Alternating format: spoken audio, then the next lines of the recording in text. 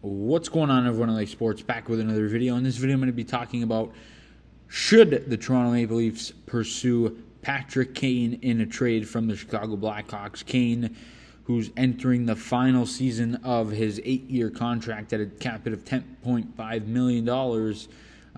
He's 33 years of age, turning 34 in November, and with the Blackhawks in rebuild mode or entering rebuild mode, and Kane only has got a year left on his contract before he hits unrestricted free agency, it might be smart for them to go look to trade him. And in this video, I'm going to be talking about why the Toronto Maple Leafs should maybe pursue Patrick Kane in a trade. Let's take a look at some of his numbers over the course of his career. He's been an unbelievable player in the 14 seasons he's played in the NHL.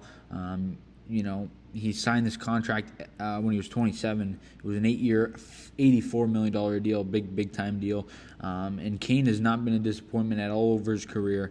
Last year in 78 games, he had 92 points. He's been a point-per-game player pretty much his entire career. He's only had 2 seasons where he did not reach that, and one of those seasons he was just a couple of points shy of a point per game. So he's obviously won 2 cups. He's very established around the league. He has all the tools, and you've got to believe that he's going to look to win another Stanley Cup when thinking about his next contract. But the reason that this makes sense for the Leafs is his cap hit is $10.5 million, but if the Blackhawks eat half of it, which they're probably going to have to do in any trade, it really doesn't make sense for them not to. They can get more assets, and they're not going to be doing much else with that, with that money. So that brings you to $5.25 million, and I think that there's a ton of possible guys that the Leafs could go after, some bigger names. JT Miller, Patrick Kane, Jacob Chychrun, those are the main 3 in my opinion.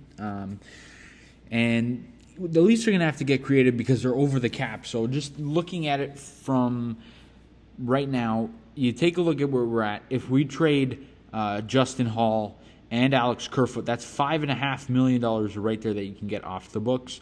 If you add Sandin, that's a nice trade chip. If you add a Nick Robertson, or if you throw in a Jake Muzzin, who's $5.6 million, just to kind of offset the salaries, this trade could make a lot of sense for the Leafs.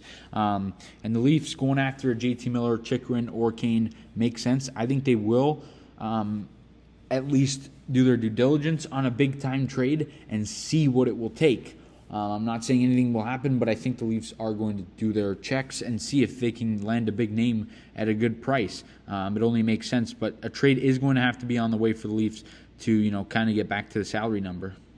Now, if I had to guess, I would guess that Patrick Kane will get traded just because of the fact that it doesn't make sense for the Blackhawks to keep him. And if he's on the roster, for the start of the season, the Blackhawks will trade him by the trade deadline. And I think if you're Toronto, this makes a lot of sense because Kane, who is he's a winger, he could play with Tavares, he could play with Matthews, he could play with anybody you put him with. He's a superstar. And at this point in his career, he just wants to win, right? So if Toronto brings him in, yes, it will cost a lot. It'll cost Hall, Kerfoot, Sandin, maybe Muzzin on top of that, as well as Robertson and 2 first-round picks. That would probably be the type of package you would have to trade to get Kane. You would probably also get a bottom 6 type player as well, or a 6 type defenseman. But I think it makes sense. I think it makes sense because Kane would come in here.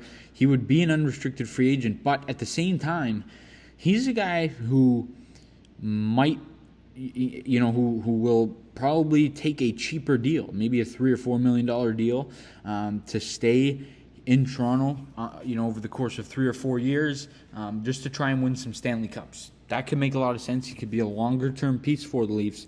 Just because he's 33 doesn't mean anything. His durability, there's no concerns there. He's played so many games over the past. He played in 78 games, so he missed just 4 last season. That is not a concern at all. He played all 56 games the year before that. The year before that, he played all the games. He missed one game in 2018, and then the last time that he missed a game was 2014. So his durability is not a question at all. And I think that if the Leafs trade for him, I think there could be a deal set in place right away, maybe to keep Kane for, longer term, or if not, I think the team that acquires Kane is going to probably know that he's going to be a part of their team for the next few years to come. So I think this trade makes a ton of sense for the Leafs. But you guys let me know down below in the comment section your thoughts on the trade. I would love to get Patrick Kane. I personally love Patrick Kane. He's one of my favorite players in the league, so talented. Him and Austin Matthews have a relationship, so it would make a lot of sense, and it would help in the pitch to bring back Matthews, although I think that might be the case already. I think Matthews will be a Leaf for a very long time, so that would be very interesting, very cool, and as a Leaf fan, I would want that to happen a lot. I'm hoping the Leafs get Patrick Kane, but I understand that they have their own situations in terms of the cap and all that, and that he's going to cost a lot of draft capital and trade capital. I understand that, so again, I'm not predicting anything, but I'm hoping the Leafs will at least pursue Patrick Kane. I think they might. But you guys let me know all that good stuff down in the comment section. Where do you think he'll go? Who do you think is going to trade for him? All that good stuff down in the comment section. As always, please leave a like on the video. Subscribe to the channel if you guys are new. We'll see you guys on the next video. And as always, go Leafs.